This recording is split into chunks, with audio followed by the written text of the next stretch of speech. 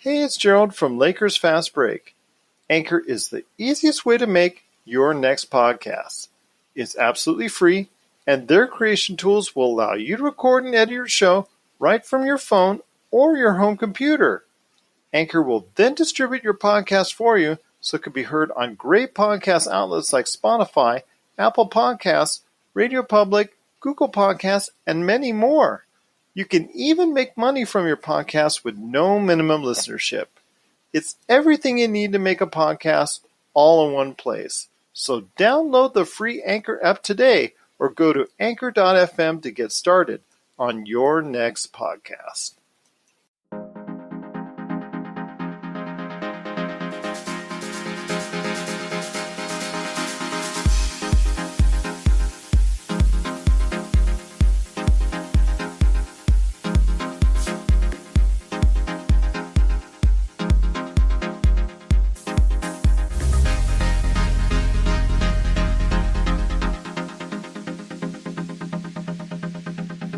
Now we're back with another episode of the Lakers Fast Break podcast. It's Gerald Glassford coming right back at you here from Lakers Fast Break, Pop Culture Cosmos, Inside Sports Fantasy Football, and Game Source. We truly appreciate everyone out there listening to all of our shows. Today is going to be kind of a quick one because it's, well, I guess I can say right now, a good time for a mock draft because the NBA is coming right around the corner, July 31st. There's now set dates for the lottery and also as well the NBA draft coming in October. So we now have a good idea when these teams are going to go ahead and know exactly where they fit in line as far as the draft is concerned.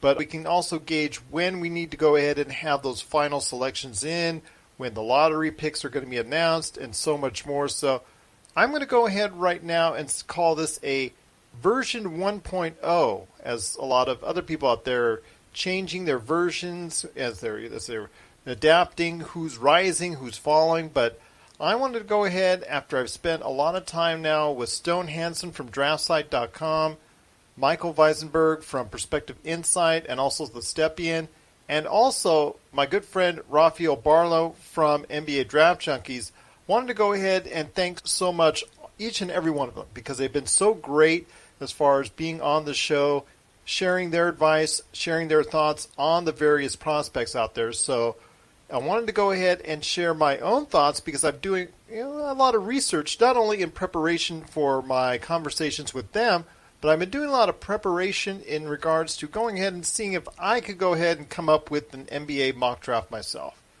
So without further ado, I'm going to go ahead and just rattle them off for you right now.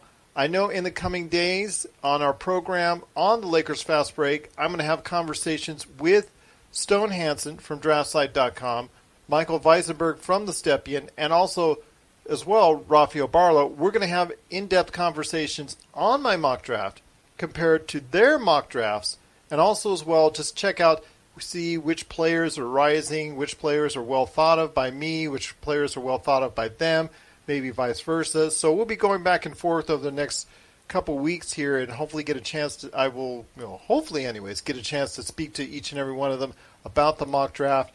I know I've already been conversing back and forth with them. They've already had a chance to check out. So here we go. My thoughts on this NBA draft right now. Let's call it a version 1.0 in the Lakers Fast Break NBA mock draft.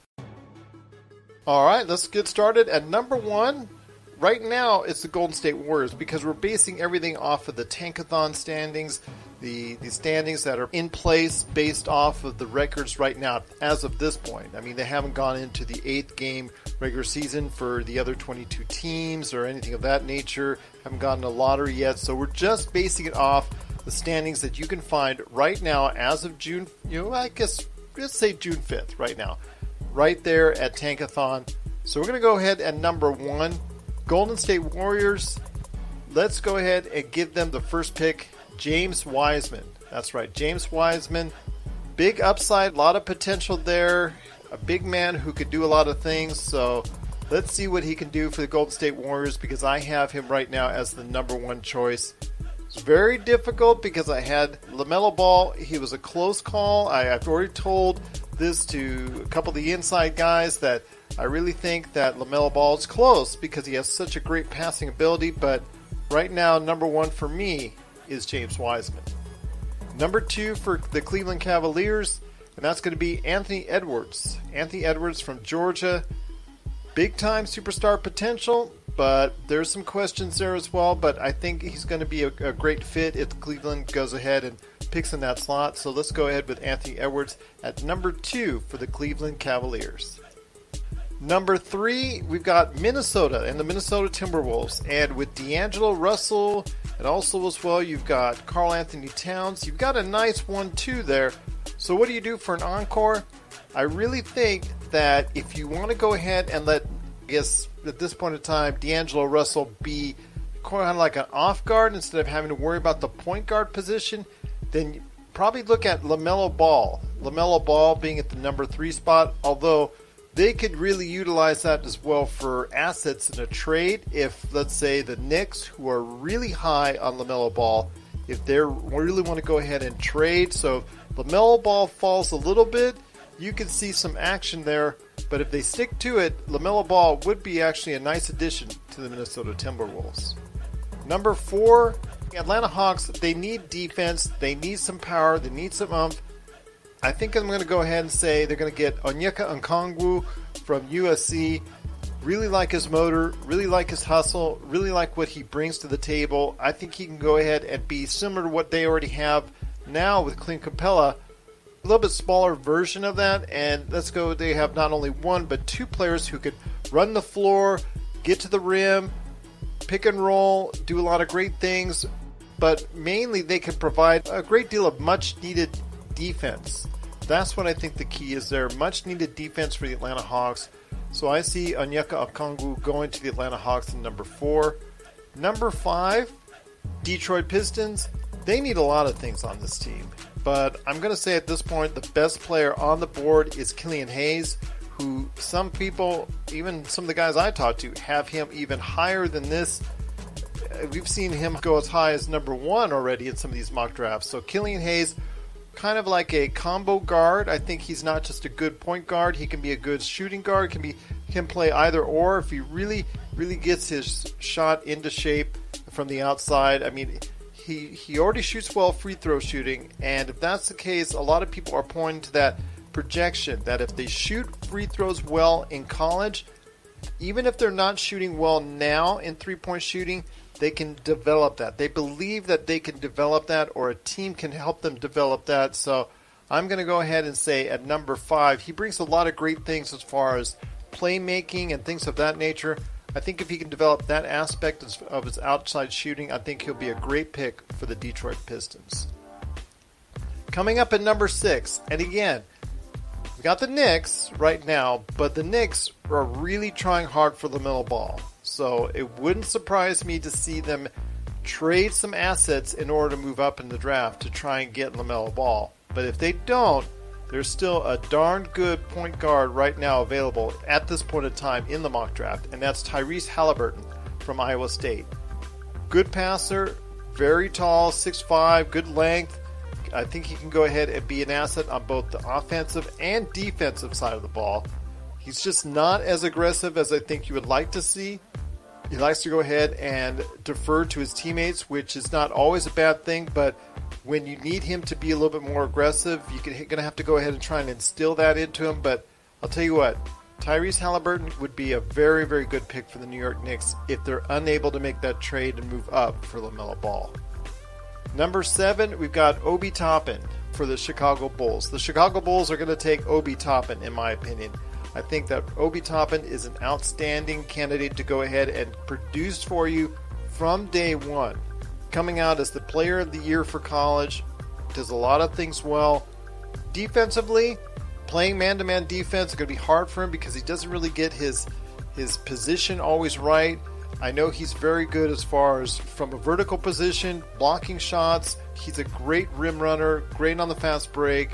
Plus, he has an outside shot, and he can stretch the floor and hit with range, and he also has a good outside shot. So I'll tell you what, that combination of what he can do inside and outside leads me to believe that the Chicago Bulls will be getting themselves a player who can contribute right away. Just some issues on the defensive end, but if he can shore that up, he can really become a big-time player in the league. Not necessarily at a superstar level, but I really think he can be a great contributor to a winning team. Number 8 is the Charlotte Hornets. Let's go with Patrick Williams, freshman out of Florida State. Great size, abilities right there for you. I think he's going to have what I see as a lot of potential into becoming that small ball center or the small ball power forward that a lot of teams are looking for. Can guard multiple positions. Good free throw shooting, if he works at it, will translate to being a very good outside shooter. So I think he can develop into a very, very solid 3-and-D wing player. I think the fact that he will be able to go ahead and guard 3 positions, depending on the matchups, at the next level, I think that really speaks volumes for him. He may even be able to go ahead and guard 4 positions at the next level. So I'll tell you what, it's something that I think that people need to go ahead and take a look at when it comes to Patrick Williams. A lot of potential there, and I have him at number 8 for the Charlotte Hornets. Number 9, you've got the Washington Wizards and Isaac Okoro. Defensive stopper. Not going to put that into question. Defensive stopper deluxe. Very good on the ball defense. Quick hands. Can go ahead and get that steal, get you out on the break. Very athletic. Not a great shooter at this point. Not a great shooter from the line. Not a great shooter from the three-point line. That is going to have to be shored up, or else it's going to be a major issue on the offensive end as far as him being a consistent threat from there. But as a defensive stopper, he could become that in the league. I really think that's what the Wizards need, is more on the defensive side of the ball, because we already know that they can score a lot of points. So you know what? I'm going to go ahead and say Isaac Okoro, who can guard small forwards, shooting guards, and point guards. I think at the next level is a good solid pick at number 9 for Washington, but he's got to go ahead and build upon what he has for an outside shot. Number 10 is the Phoenix Suns. Deni Avdija, that's right, from Maccabi Tel Aviv.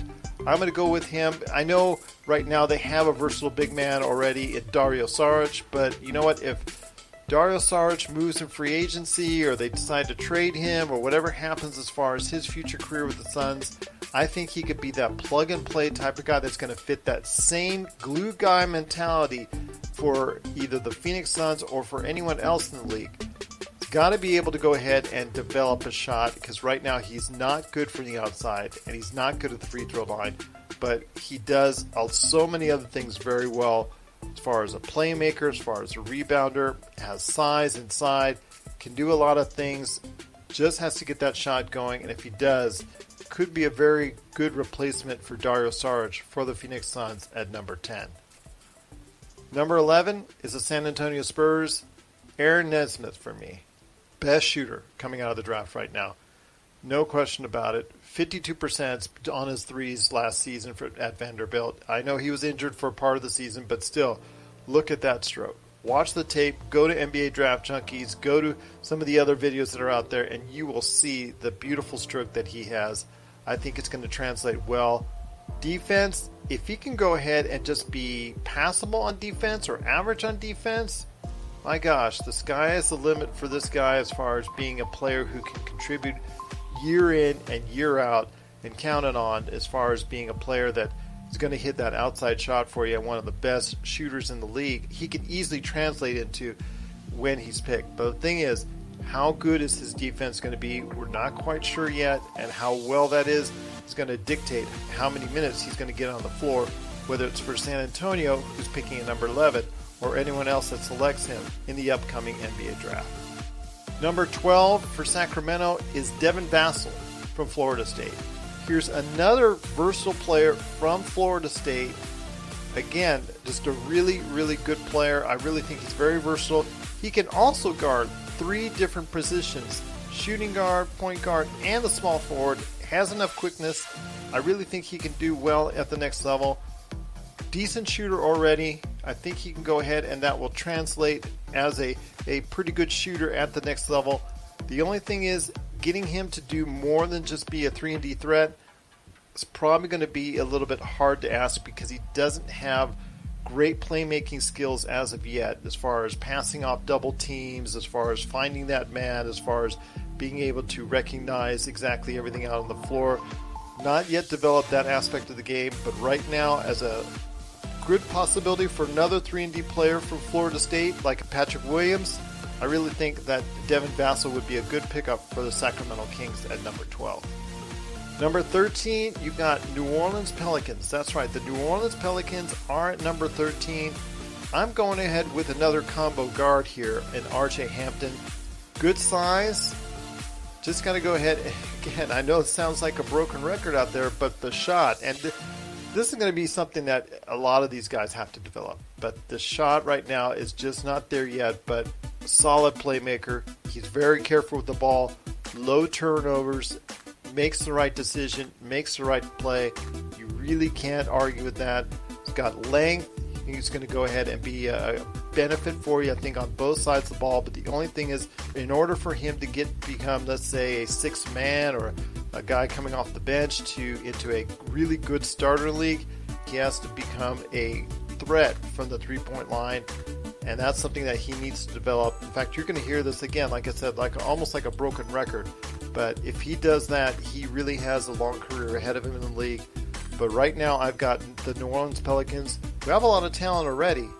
I see them picking at number 13, if they keep their pick, R.J. Hampton. Number 14, this one's going to have, based on, again, what I did earlier, like it was actually number 1 when you're talking about with James Wiseman. And that's Portland Trailblazers. Now, the Portland Trailblazers at number 14, I have them picking up Aleksej Pokusevski. That's right, Aleksej Pokusevski. Say that 10 times fast. My gosh, the guy has a lot of potential, can shoot from the outside. He's already a stretch big, 7 foot, can go ahead, block those shots, be an intimidating force inside, can also go ahead and shoot, handle the ball. And this guy, I think, is one of the best passers in the NBA draft that's coming out. Not at LaMelo Ball level, mind you, but he is definitely very, very good. Outside of the point guards, he is right there when it comes to being able to recognize double teams, recognize people cutting to the basket, and find them. Excellent passer, I cannot say enough, which is really hard to find sometimes when it comes to big men.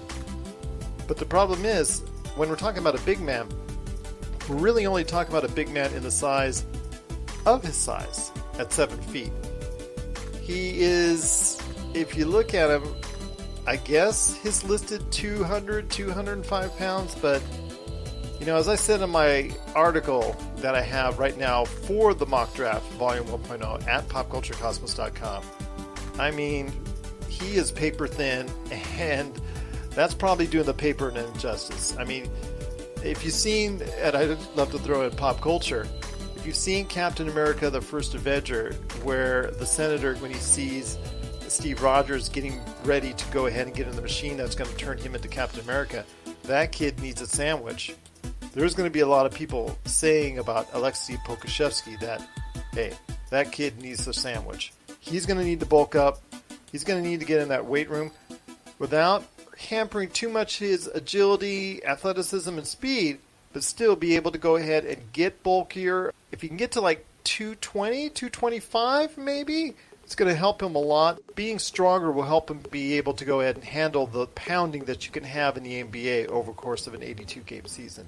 So I have him right now at number 14 for the Portland Trailblazers. Number 15, someone that I heard a lot of good things about him. He's rising up draft boards. He could go a lot higher than this. I wouldn't be surprised. And at number 15 for the Orlando Magic is Kira Lewis Jr. from Alabama. Very quick. Great playmaking ability. Finishing at the rim is still an issue for him. Being able to go ahead and work with either hand in order to go ahead and finish effectively at the basket is still an issue. It's still something that he can address. Decent shooter. Could work on his shot a little bit better, but you know what? He's got a lot of things there that will fill up the stat sheet. And I think he can become a good player in the NBA, maybe even a starter in the league. He could definitely be someone that can come off the bench and really ignite the team. But I know that he has the potential if he can go ahead and fulfill it to become a decent starter in the NBA. And if that's the case, the Orlando Magic could sure use it with the point guard, and that's why I'm having Kira Lewis Jr. at number 15 for the Orlando Magic.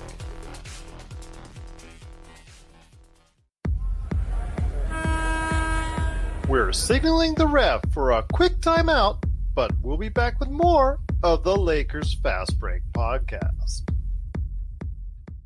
Check out what's been going on with the Pop Culture Cosmos Show and the PCC Multiverse. I see the potential for basically like another Netflix kind of paradigm shift where here comes this other major player. They have a ton of resources. Apple could change the way that entertainment is consumed. They say it's the only time this year that you'll have stars from each brand battling each other, and we know it's not going to be the case, but they like to say that, and more power to them, I guess. Well, it's a big first step, bringing all those superheroes together. There were definitely some parts of the movie that I really enjoyed, and then there were some parts that I thought just kind of fell short of expectation. Part of it has to be something to do with how it's being promoted, and this is a thing where audiences do not agree with critics. That's the Pop Culture Cosmos Show. And the PCC Multiverse, every week on Apple Podcasts. And over a dozen of your favorite streaming and podcasting options. Number 16, Minnesota Timberwolves. This is one of the guys I'm going to go ahead and ask Stone Hansen because he is at a far different place on Stone's list than mine. And I've actually seen this guy a lot higher on the list as well. He is just simply all over the place. And that's Precious Achiuwa from Memphis. 6'9", can play both the 3 and the 4, maybe even the 5 as well as a small ball 5. Rim runner, great hustle, big time motor, can rebound, very solid shooter from inside. I mean, if you want to go ahead and try and make him a stretch 4, I don't think he'll be able to go ahead and have a consistent shot from out there. But you know what? I think he can go ahead and be in the mold of Clint Capella and Montrezl Harrell, that type of big-time motor, big-time follow-through, and big-time hustle. At 16 for the Minnesota Timberwolves, if he's there, it would be a good pick. Precious Achiuwa for the Minnesota Timberwolves at number 16. Number 17, Dallas Mavericks. I've got another versatile player for you, and that's Saddiq Bey. He's one of the better shooters in the draft. I think he can go ahead and be that 3 and D guy if he gets the D to a certain level. It's not quite there yet.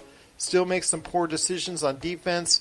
Needs to go ahead and get focused and get his positioning a little bit better. But you know what? He is a good shooter. Got to start off with that. I really think that as a developing player, he can go ahead and become an asset for a team, especially with that kind of shot. Cannot be dependent on for being a great playmaker, but I definitely think if he gets his defense anywhere near a level where it's consistent, he could be a good 3-and-D option for either Dallas, who's at number 17, or anyone else who selects him in the NBA draft. Number 18, we've got Boston Celtics. They've got some picks this year. They've got 3 right now on the board. This is their first one, and their first one at number 18 is going to be Cole Anthony. A lot to say about Cole Anthony. I know there's a lot when there's talk about as far as his one-and-done year at North Carolina. Didn't exactly turn out the way he wanted it to be, with an awful team and awful start because he was injured. Took a lot upon himself. How much of that is him and how much of that was the poor team he was on? It's really hard to tell when you watch the tape and you watch the games that he was in.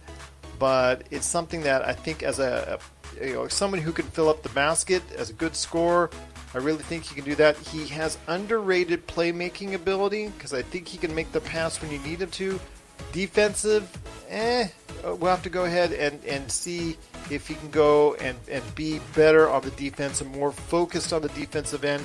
But you know what? I think as somebody who will get you buckets, if that's what you're looking for, I think he can score in the league, and that's Cole Anthony at number 18 for the Boston Celtics. I think he can go ahead and become an effective point guard in the league. I'm hoping it, again, like I said, it was more the team than him. Number 19, I'm going to go with the Milwaukee Bucks and Theo Maledon. This guy is all over the place. Some have him in the second round. Some have him way higher in the first round. Some have him. I've seen even one of that had earlier in the year as high as number 3. Coming over from France, reminding people somewhat of Tony Parker. I don't think he's there, but at least not yet. But I think he can go ahead and have the potential. He's got a lot of speed. He can go ahead and just the way he goes and sees the floor, I really like. But he's a ways away. And I think if there's any player that's a Fran Fraschilla, and if you know Fran Fraschilla as far as his famous line, 2 years away from being 2 years away, well, I think Theo Maledon, at least at this portion of the draft, is a 2 years away from being 2 years away. G League, development there, give him plenty of time to become that player that I think he can become, but it's just going to take a while longer. And if Milwaukee's picking there, I think that would be a great place for him to go because there is no need, no rush to get him out on the court and be able to go ahead and just go ahead, put him in the G League or have him develop at a certain point in time so he can go ahead at his own pace, and I think that would pay off. You put him on a team that's not winning as much and you put him out there to make mistakes and things of that nature, that might be an issue because he may never actually get the development the way you want him to. But Theo Maledon is who I have for the Milwaukee Bucks at number 19. Number 20 is the Brooklyn Nets. Well, for me, it's going to be Jamias Ramsey out of Texas Tech. Defensively, he's really strong. The numbers just shoot up as far as his defensive efficiency, what he brings to the table as far as from steals, team defense, on the ball defense. Really, really good and focused on that end of the floor. Needs to get here. It's like a broken record. Needs to get something going as far as the shot is concerned and being more effective. He did shoot 43% from the three-point line, but I don't know, with his free throw percentage in the 60s, I don't know if it's going to translate well. See, that's the thing. When you talk to all these experts and all these people in the know as far as what they see and how they evaluate, they may have a good three-point shot in college, but if their free throw shooting isn't good along with it, it might not translate well into the NBA. So while he did average 43% from the three-point line, I don't want to say for sure that it's a done deal that he's going to be able to transfer that good shot from the three-point line in the NBA. So I'm hoping it will, but that's kind of like inconclusive, and that's what I was able to go ahead and determine that his shot is inconclusive at this point in time. So we're not really sure, and because of that, he falls a little bit to number 20 for the Brooklyn Nets. But on the defensive end, the numbers are there, and it's also optics as well. He's a really good defender. Number 21, I've got a lot of potential again right here at number 21 for the Denver Nuggets, and that is Josh Green, shooting guard out of Arizona. Wingspan, he's got the long arms that can go ahead and get in there as far as from a defensive standpoint. Shooting mechanics, that's what I was looking at. It's just really solid stroke.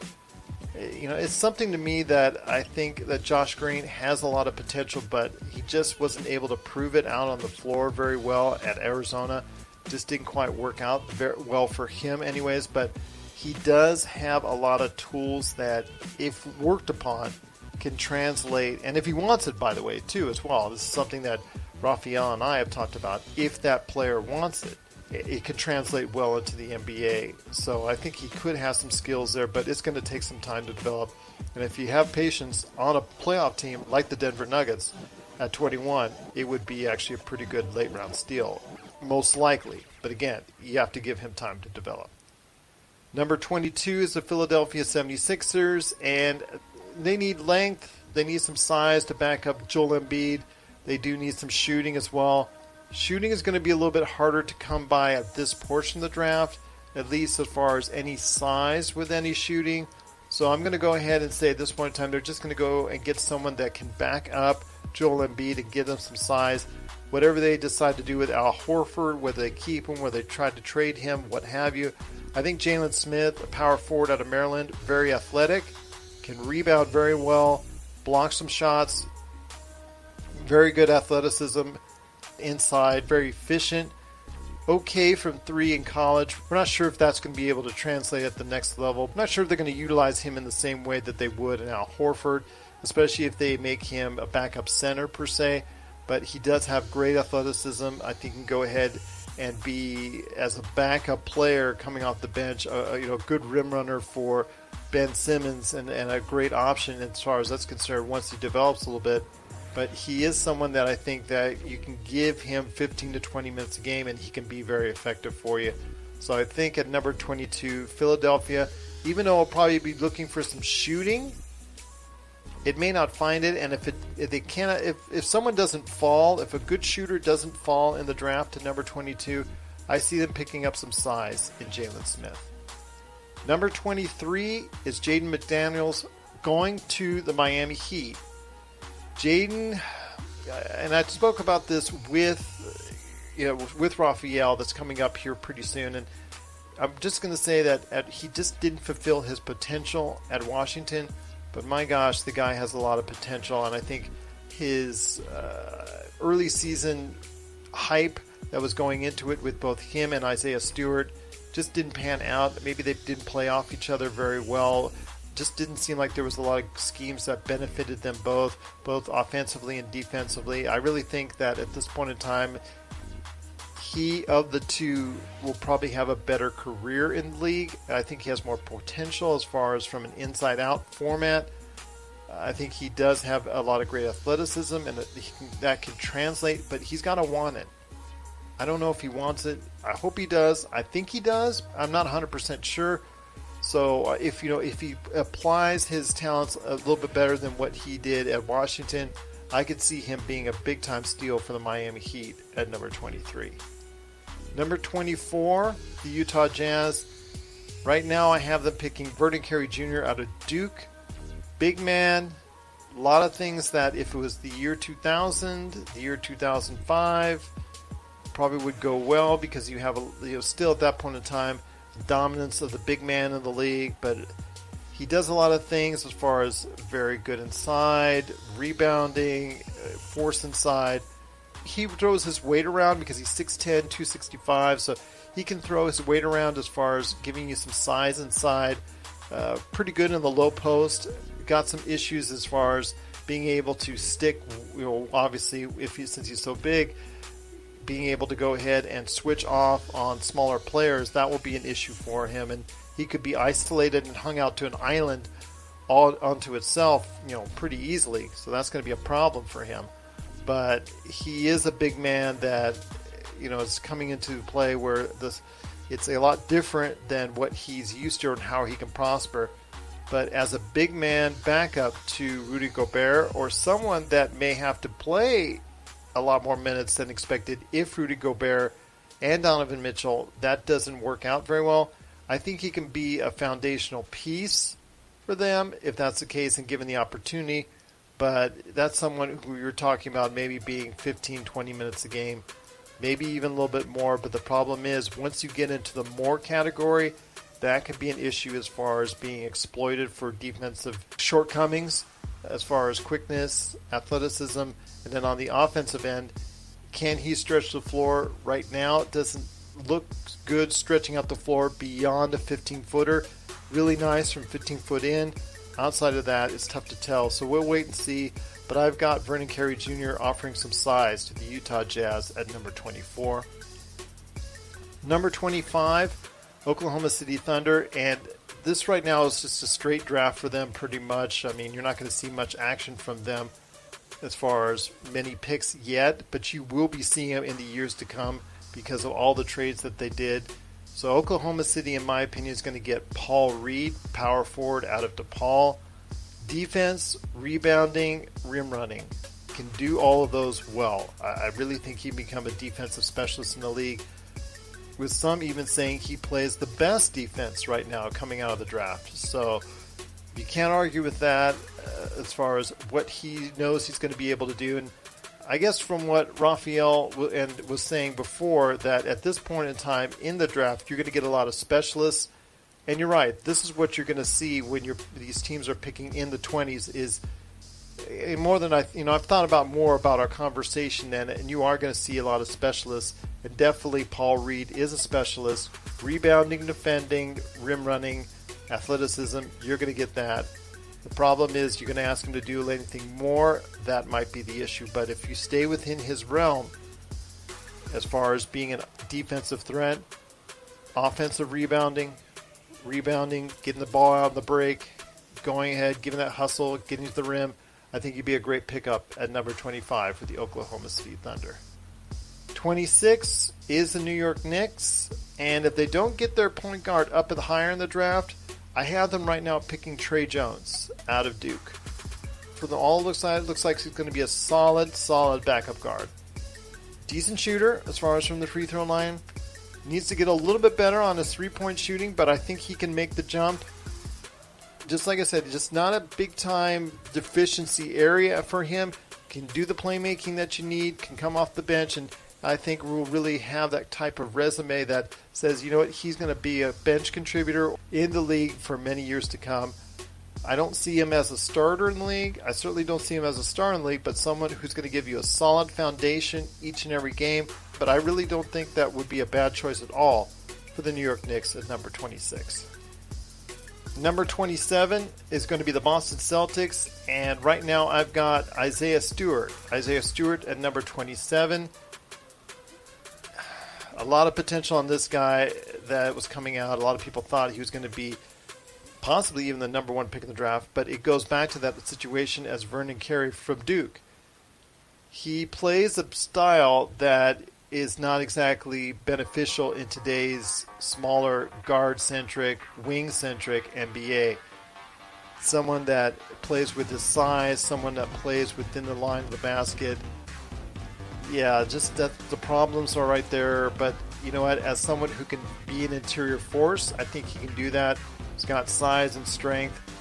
I think when you're asking him to do a little bit more as far as being able to provide you any type of outside shot or being able to go ahead and switch off on different men, that's going to be the problem. But I think as someone who could be a power forward or center in the league coming off the bench, I think he can do that. Again, it's going to be in limited minutes, but I think he can prosper in that type of role. So at 27, I have Boston Celtics picking up Isaiah Stewart from Washington. Number 28, I've got Zeke Naji from Arizona going to the Toronto Raptors at number 28. Hustle. Big size, 6'11", 240, very good size. Think he can go ahead and be a force as far as following up on baskets, rim running. Defense, interior, the only thing is with a lot of hustle and a lot of motor, he didn't exactly block a lot of shots. Wasn't that intimidating force I think a lot of people were looking for, so that was kind of disappointing. Has a decent jumper from inside 15 feet, so he could expand that. That's a possibility. He could expand that and be a stretch 5. We'll have to wait and see, but is somebody that has nice size and he's got decent athleticism, should be more of an intimidating factor. But Toronto, great defensive mindset that they have there. They do a lot of good things on the floor when it comes to the defensive side of the ball. So if they select him, they can teach him and build a foundation for him as far as in the defensive end. So right now I see the Toronto Raptors at number 28 picking up Zeke Naji out of Arizona. Number 29 for you Laker fans. That's right. Number 29 as of now is for the Los Angeles Lakers, provided they don't trade it or do anything like that. Playmaking and shooting. Playmaking and shooting. That's something that they're looking for. And at this point in the draft, even though he's a little bit on the shorter side, at 6 feet, 6'1", Tyrell Terry out of Stanford can fit the bill coming off the bench, being someone that, almost like a J.J. Barea, can shoot, can play make, and do the things that you need to get done. Sometimes he does a little bit too much and a little bit poor decision making at times. Defensively, that could be the issue. We don't know whether or not his defensive skills are going to translate into a Fred VanVleet of a similar size, or if it's going to translate into a Trae Young. We're going to have to wait and see. I'm hoping that it will translate into a Fred VanVleet, but I've seen things that go either which way on that. But right now, very crafty, knows what to do with the ball, If he stays in control, stays within himself, he makes a lot of good decisions. So we'll wait and see what happens. And, of course, he's a great shooter from three and also free throws already. So I think that will translate to the next level. And as a sixth man or as a glue guy coming off the bench, I really think that he could work out for any team. So I have him right now at the Los Angeles Lakers going at number 29. And last but not least, Boston Celtics once again at number 30. It's Tyrese Maxey out of Kentucky. Again, someone who's all over the draft boards. High, low, I've seen him all over the place. This also goes into the case of he shoots well from the free throw line, so people are just saying they're projecting that he's going to be able to try and maximize a three-point shot once he gets to the next level. I'm not 100% convinced because I've seen a stroke outside and it's not the most beautiful thing I've ever seen, but if he develops that, if he works hard on it, that's a possibility. I really think that his biggest strength is as a defender.